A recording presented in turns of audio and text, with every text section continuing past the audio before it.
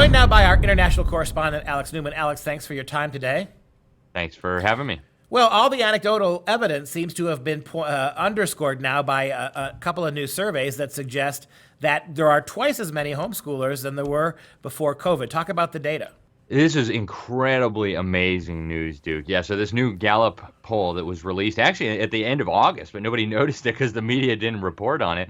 But what it shows is that the number of homeschool families in America has now doubled. It went from 1 in 20 families in the United States who are educating their children at home. Now we're at 1 out of 10 families. So we've gone from 5% of the families with school-aged children homeschooling to fully 10% of families with school-aged children homeschooling. That is incredible. And actually, one of the important points here is that that probably understates the increase in the homeschooling community, because families that are homeschooling tend to be larger families, more conservative families. They might have, instead of 2 or 3 children, they might have 4 or 5 children. So this is an enormous growth in homeschooling, and it happened in a period of about 6 months, just in the wake of COVID. So. And Alex, at Freedom Project here, between the students that reached out to us and the students that we talked to, even if we didn't ultimately admit them, we more than doubled the kind of interest we've had. We've got a huge number of students in our school now for the first time, hundreds and hundreds and hundreds more than we had last year, primarily because of COVID. And we ended up turning away because they came to us late in the year, another 300 or 400 we could potentially have taken. So it seems real. And the one thing it seems, here's the question though, how much of this is parents don't like online learning as done by the public schools? They do a sadly half-assed version of it. They're not good at it. These public schools are not geared for online learning, and I'll tell you why. Because online learning is more transparent. Anybody can be watching you. You got to be very careful about minding your P's and Q's. They're used to these public schools of closing the door and carrying through the sociological and psychological nonsense of a modern public school. But now that they know they're being watched, they can't.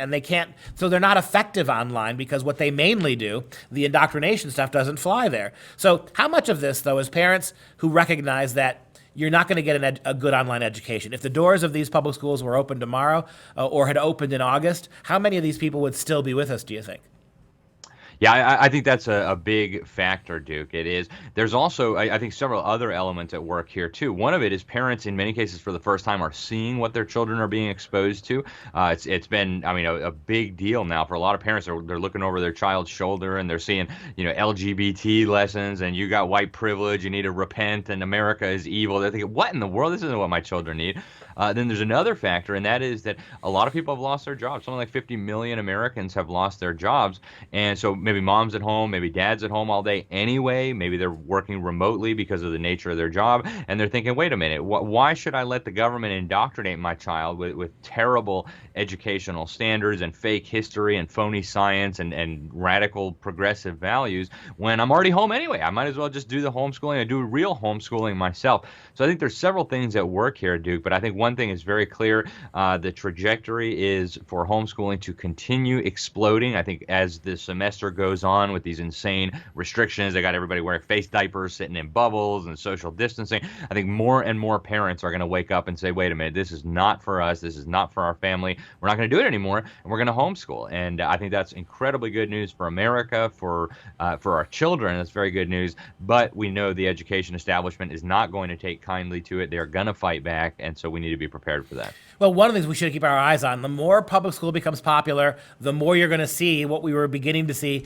in the midst of COVID, right? With these Harvard conferences on should homeschooling be regulated, with some of these professors arguing that maybe we shouldn't allow people to homeschool, that homeschool, we have an interesting case with Amy Coney Barrett, the new traditional Catholic, a woman who's been nominated for the Supreme Court. She is a woman of the church. She's a woman of God. She's adopted children.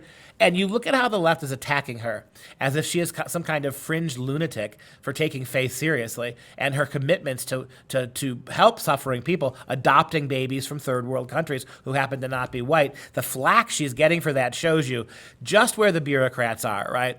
Homeschool now is more dangerous than it's ever been. This mass exodus, like you mentioned, it did show that the emperor had no clothes. It did show that parents were willing to make a move if necessary. What do you think, and after the break I want to ask you this question, what do you think the public schools' next move is, given the success of homeschooling so far?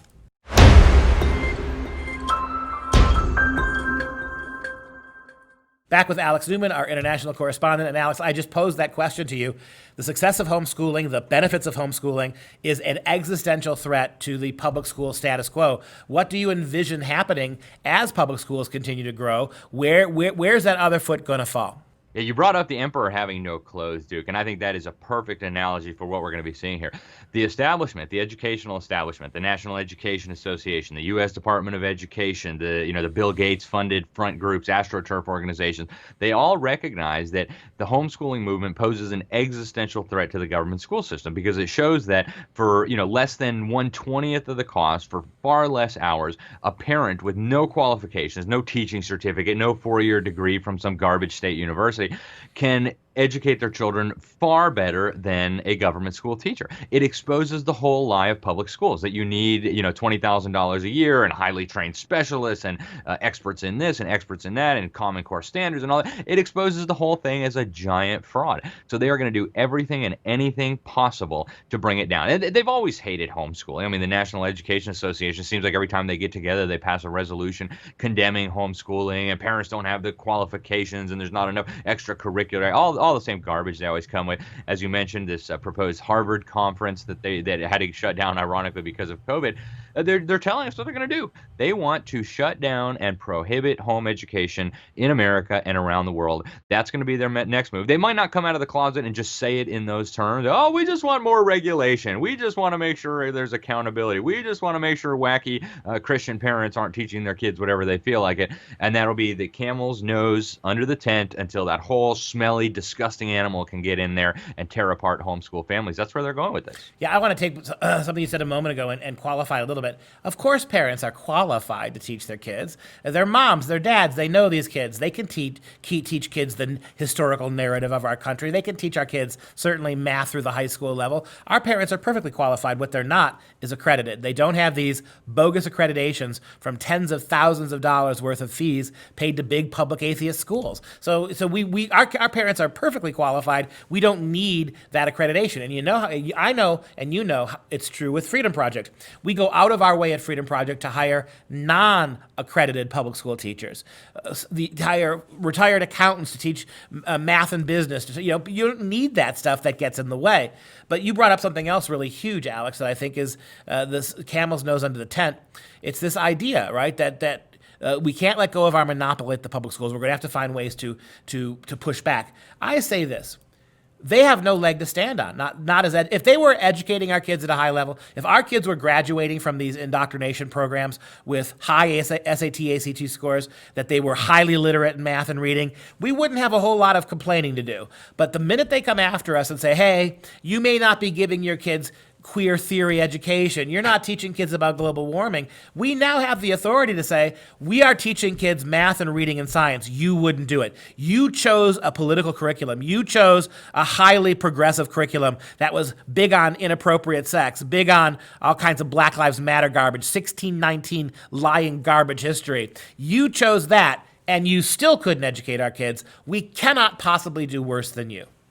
That's exactly right. And the data is very clear on this. You can go over to the National Home Education Research Institute, NHERI.org, and you can see the data. Homeschoolers, on average, perform leaps and bounds better than the victims of the government indoctrination centers on every metric, including the ones that the public schools claim to be so strong in, like socialization. In fact, homeschoolers are better socialized on everything that we can measure. They do better as adults. They get better jobs. They interact better with people of all ages. They communicate better. So it's a big fraud. But, to continue with this, the boy who pointed out that the emperor had no clothes, I think that's what they're really terrified of, Duke. If they can indoctrinate 100% of the children, there's no risk that somebody's going to come along and point out that gender theory and the Black Lives Matter 1619 project and all this idiocy in the public schools is phony, fraudulent, ridiculous, and stupid.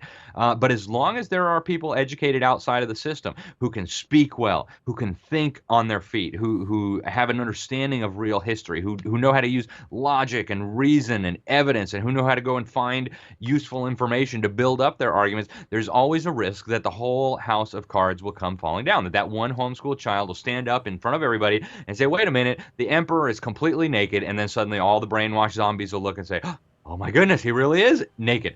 And that's what they fear. That's what terrifies them. It's what keeps them up at night. That is why we need to fight so hard for educational freedom. According to Gallup, we have twice as many kids to work with. We have to make sure we prioritize all those kids, those homeschool kids, to show parents it can be done. You just did it, and let's keep growing those numbers. Alex, thanks for your time today. Hey guys, most of you know that our little Dr. Duke show is being hidden and demonetized by the creepy crawlers at YouTube and Facebook. Sadly, this impacts our long-term ability to produce the kind of quality show that you've gotten used to. So we've decided to tackle the problem by launching our own new Patriot Club. Yes, for 99 tax-deductible dollars once a year, 99, you will not only keep our show going, but we'll ship you this fabulous stainless steel tumbler, etched with the American flag and the words, "Freedom never tasted so good." Visit patriotclub.us and become a Patriot member today. That's patriotclub.us to support our show and to drink from the font of freedom.